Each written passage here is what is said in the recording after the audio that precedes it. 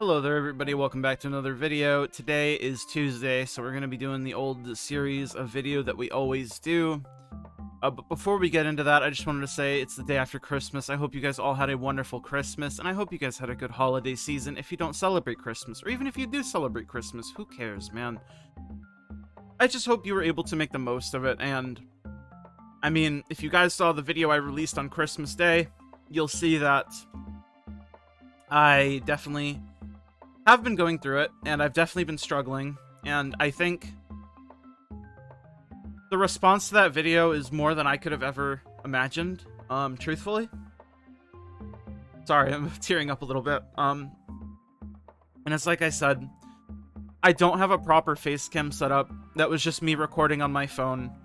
And obviously my money situation is very, very tight.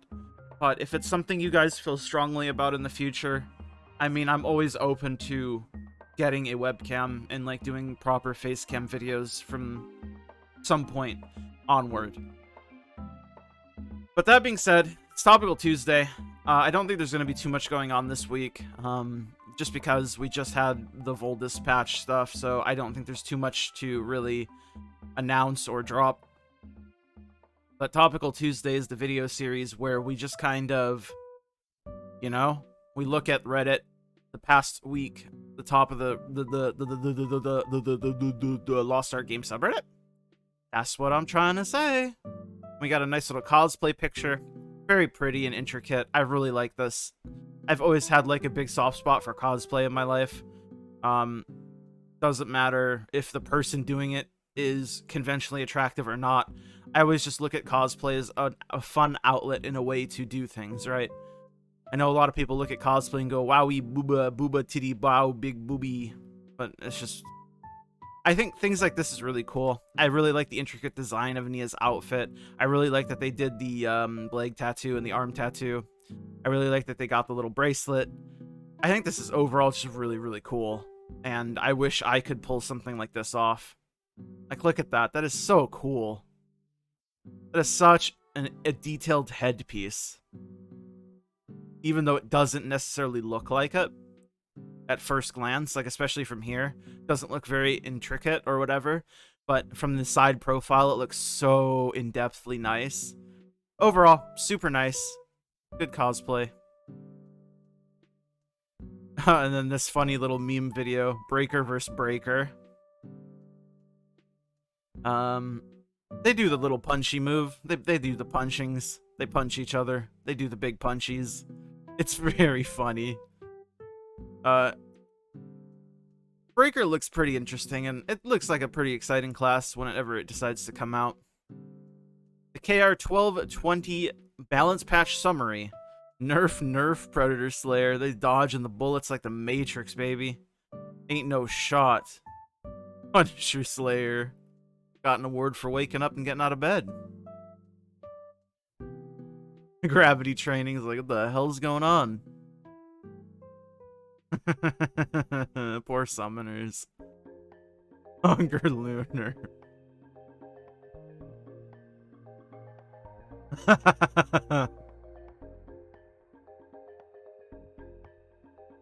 Soul Eater's so funny to me. Soul Eater is such an insanely broken class. Scrappers just being like, what the hell? An Aeromancer, just an ayaya. We love that. MS Paint Elixir Guide. I did look at this after I made my Elixir video. I still haven't posted the Elixir video. Elixir video will probably be on Sunday if I had to guess, so don't look forward to that if you're like looking for like an in-depth video on Elixir cutting. I'm literally just cutting my first few Elixirs and just trying to figure out how the system works. So look forward to that if that's what you're expecting. Otherwise, don't be too crazy with your expectations, alright guys? Made an MS Paint guide on the most effective Elixir strategy for those of you cutting legendary elixirs. Well, I'm also not cutting legendaries, I'm still cutting epics, but we'll see. Elixir MS Paint strategy guide by Poyo, age 6. Thanks, Poyo. Get elixirs by Ivory Tower, Spirit of Wisdom, fragments from Dismantle or Market. You need catalysts plus gold to forge. Yep, you need to make the catalysts, and then you also need gold per click. You need the sages, Killmonger, Denzel Washington, and Grandma. Don't really know why they have those names, but it is what it is. There's always one order to chaos. Yep, I kind of figured that out. Pressing order upgrades it. Yep. Not selecting chaos upgrades it. Yep. When order has 3, chaos has 6. They each become enhanced. Yep, this is true. If you pick a sage with a chaos option, they become order. Okay, I didn't know that. Every sage has a different enhanced chaos option. Okay. Killmonger enhanced chaos. Exhaust all power to increase selected effect by 0 to +4. Okay. Denzel Washington. Exhaust all power to increase selected effect by +2, +3. So that's a much more conservative one, and I think probably better. Grandma enhanced chaos. Exhaust all power to increase selected effect by -4 to +5. Okay, so you probably really don't want her to be the enhanced chaos, if I'm guessing correctly. TLDR, you don't want Grandma to be chaos. Yep, that makes sense. Getting the enhanced chaos options equal high chance of good elixir. Makes sense. Strategy, 14 steps left. You pick Killmonger or Denzel Washington. Never take options that cost 2 attempts. I kind of figured that. Mostly because I figure the extra attempts that it takes up doesn't apply towards the pity timer for the chaos and order of enhanced effects, and I think that's where the majority of your gains come. So we picked Killmonger first. Now we're going to pick Grandma. So this is something that I sort of thought I was coming to a conclusion of. You don't want both the purple options to be the same.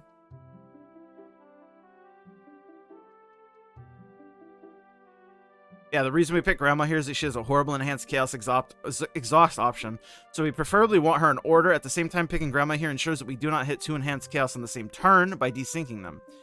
That way, it's easier to use options such as redistribution and then follow it up with the exhaust option if able. Denzel Washington will have at least 2 chaos next turn, while Killmonger will have 1 chaos. Yeah, that makes sense. Because you want to be able to utilize... Like, I can see pros and cons to keeping the purple synced, but I can also see cons to keeping them synced, right? The con being that... Excuse me. Had to do a little yawny yawn. The main pro is that the fact that you can reroll both the enhanced options and get the most value for your reroll. But the con obviously is you can only pick one of the enhanced options rather than staggering them, being able to pick like this chaos option and then this chaos option, ideally, because they'll both ideally be very good and beneficial to your elixir cutting. But I can see. Strategy 12 to 8 steps left. No explanation. Keep picking Grandma until he gets enhanced chaos. Okay. Keep picking Grandma until you get your first enhanced chaos option. By grace of RNGesus, you may or may not get Denzel's special enhanced chaos exhaust option. If not, just pick it if it isn't terrible. Or just pick Grandma if you do not like what Denzel has to offer. We will simulate picking Grandma here, and we will also simulate no exhaust options appearing at all in this example. Okay. 7 steps left. No explanations here. Pick any enhanced, TBH. Just pick any option that fancies you. Honestly, we will simulate picking Grandma here. Okay, so you have 2 enhanced options here. If you do it this exact order, you'll have either the Killmonger one or you'll have the Grandma enhanced order one, which the enhanced orders are generally all pretty solid from what I've seen. 6 steps left. Seal prep. Always pick chaos. Always pick chaos. It doesn't matter. Just pick a chaos. Do not pick order. Okay, so at 6, you always pick chaos. I wonder why. Hopefully this will teach us. Pick order until 3 steps left. We are building enhanced order for the final 3 sealing steps, which has a very juicy option. The option you're looking for enhanced order is it's the final step now. The effect you will select will be sealed, and the transmutation will not consume an attempt this time. Yeah. So when I was doing my cutting, I found out that this line exists, and I thought it was pretty good, so I'm glad to see I'm not too far off the mark. Use rerolls at your own peril, but be wary if you have exhausted sages and only have 2 remaining. The chance of these sages sealing something you want is pretty high. We will simulate having the free attempt in this example. Alright. Sorry, I had to take a little moment to step aside and do something else. But, so the next step is... we've already just read this, excuse me. So the next step is keep picking order. We're restacking enhanced order to try and fish for another chance at the free attempt. Yeah, that makes sense. If you get another free attempt out of this, just pick whatever feels right to you. But 100% great success chance at the end is especially juicy. Yeah, that makes sense because it's only going to have one option that it can level up, so it means it will for sure level up twice, which is pretty good. So that makes perfect sense. Yell at me on Discord, poyo.anon for mistakes. Have fun getting your 5/5 elixirs. Obviously, there are a lot more intricacies to the elixir system, and this guide is just a general idea of how the system works and how you can manipulate it in your favor. Your mileage may vary, and this isn't meant to be an all-encompassing comprehensive guide on which options are better than another. Alright, thank you, Poyo. I think that's really helpful, and when I start to cut a legendary elixirs, I'm probably going to reference this, because I think this is sort of what I was thinking to myself sort of in my mind, without knowing exactly what the options are.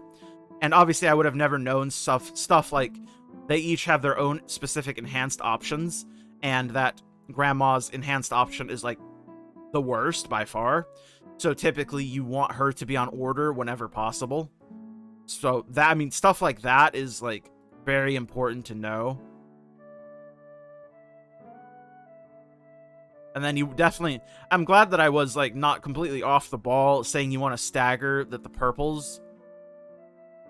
But thank you, Poyo. This is very useful, and I hope a lot of people find use out of this, because I think it's very useful.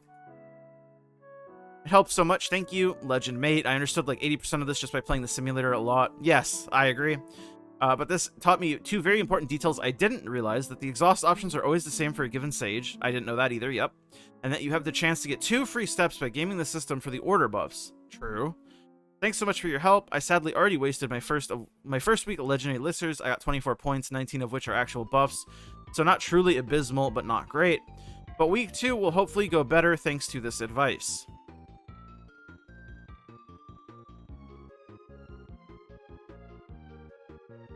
How would this work with purple elixirs? Take the options that increase the nodes you want. There's no reason to railroad yourself into the strat and tunnel vision on double enhanced order seals for epic elixirs.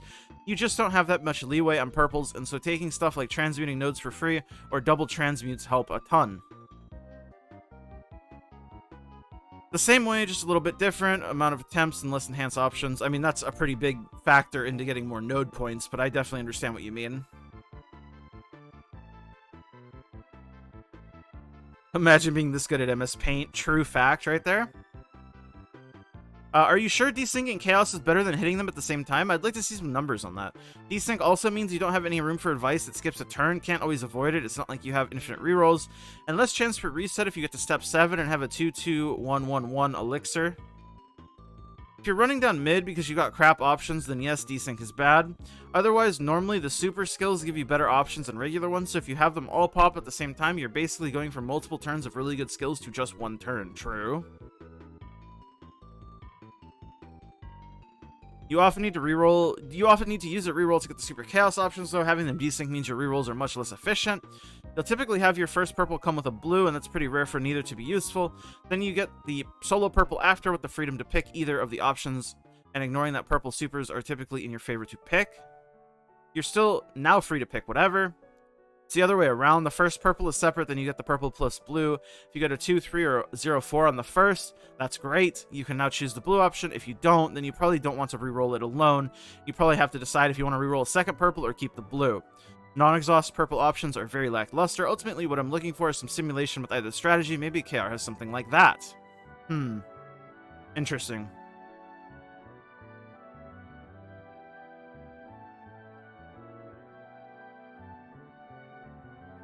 Why would you always pick Chaos during the seal prep phase, though? You would only be increasing 1 Chaos bar, and the order bar would be 1 permanently.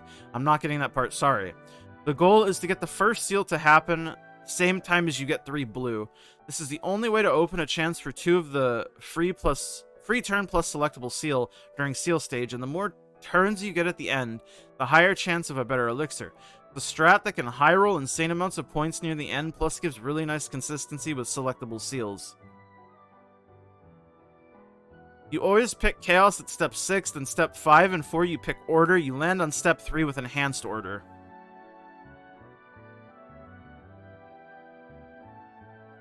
Just got a 5-5 and got a 40 set with this one, thank you. Well, there you go. You say not to let Grandma become Chaos, but in slide 23 you let Grandma become Chaos, huh? It doesn't matter for seal steps, they have an entirely different set of options. Yeah, that figures. If I'm understanding this correctly, you fill up the purple and blue diamonds regardless of what the effect actually is. Also for luck, order, and vanguard chaos, what do order and chaos mean? Order just means it's the half of the set that goes in your helm. Chaos goes in your gloves. Okay, that makes sense. One thing not mentioned in this guide is that there's a truly abysmal option where you need to pick. You either reroll it or pick a different option and screw over the rest of your elixir, but generally, yes, filling bars is by far the most efficient method.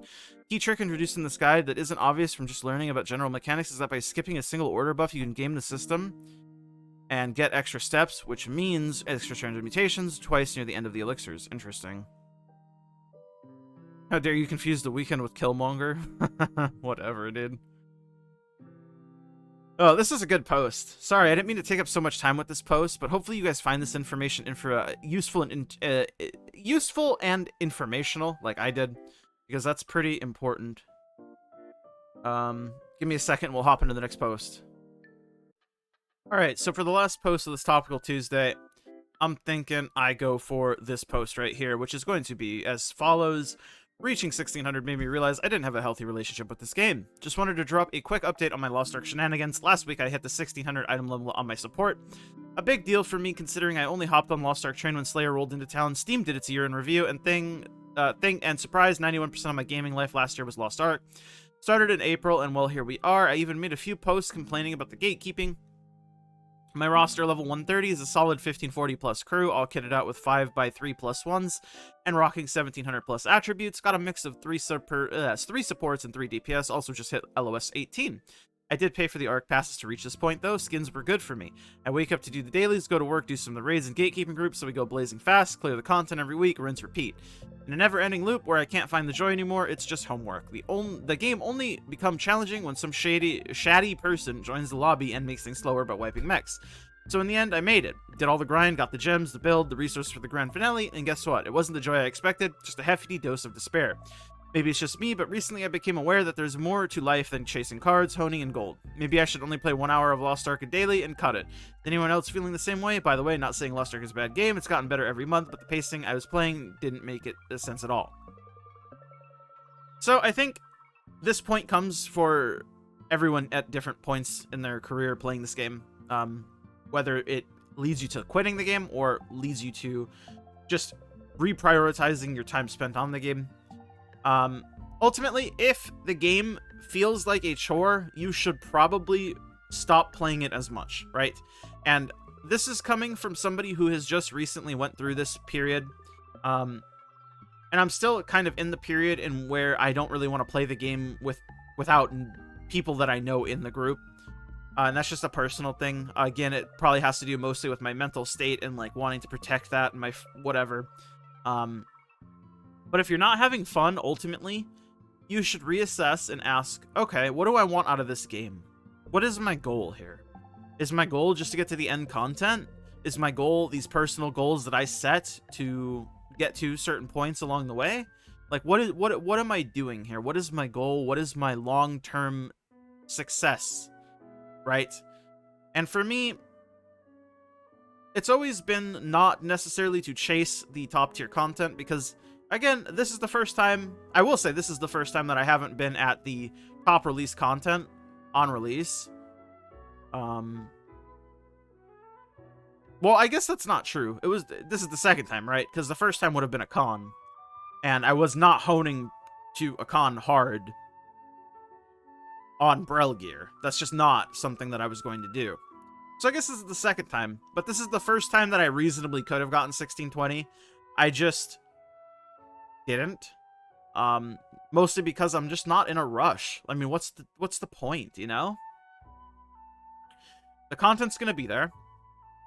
You're not gonna get the fresh progression experience, but I mean, I didn't get the fresh progression experience anyways, because it's just not something that matters to me right now, right?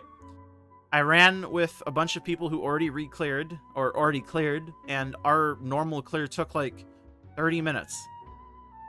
I mean, yes, our group was very good. Yes, my damage is much higher than it probably should be for normal, but it doesn't change the fact that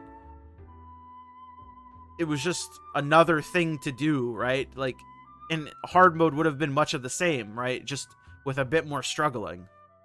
So, Whether you get there week 1 or week 2 or week 5 or week 8, it doesn't really matter. Because this game is designed in such a way to where if you're pugging, you know what you're getting into, and if you're not pugging, then, I mean, it's not really a problem, right?